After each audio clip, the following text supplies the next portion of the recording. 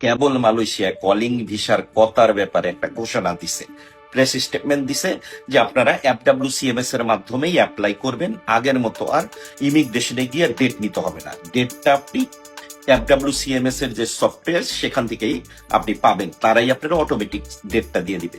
আগে যেরকম এই ডেটটা নিতে হলে আপনার ক্যারিয়ারে যাইতে হইতো, ইমিগ্রেশনে যাইতে হতো, সেটা আপনার প্রয়োজন নাই। সেই ডেটটার জন্য আপনার সময় নষ্ট করতে হবে না।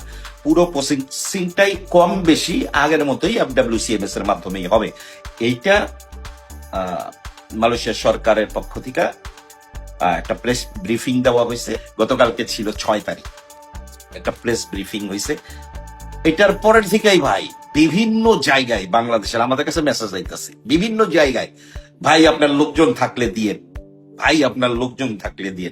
কি করতে দিবে? মালয়েশিয়ায় কেবল কথা চালু হয়েছে যে আপনি অ্যাপ্লাই করবেন। এখন আমার কোম্পানি অ্যাপ্লাই করলেই কি আমি কথা পাইয়া যাবো? এটা সময়ের ব্যাপার না। আপনি মেডিকেল করে ফেলাইতে পারবেন, আপনার পাসপোর্ট দিলে, টাকা দিলে আপনি কাজ করে ফেলাইতে পারবেন বাংলাদেশে। জি না, আমার কোম্পানি এখন আমি সিস্টেমে FWCMS এ আমি আবেদন করব।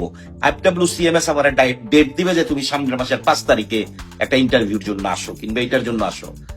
সামনের মাসের 5 তারিখে আমি ইন্টারভিউর জন্য গেলেই উনারা আমার সাথে সাথে কথা দিয়ে দিবে যে ভাই তোমার কথা দিয়ে দিলাম, লইয়া যাও গা। এই যে পাসপোর্ট কালেক্ট করার যে হিরিক পড়ছে, কেন ভাই আমরা বাঙালিরা এত এত কি বলে যে ধৈর্য হারা কেন হয়ে যায়? আমরা বাঙালিরা এত অ্যাডভান্স কেন ভাই?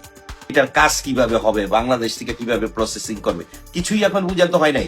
কেবল মালয়েশিয়ায় বলছে যে আপনি কথা সিস্টেম, কথা এই প্রসেসিং এ হবে। কি কথা কি শুধু বাংলাদেশের দিছে?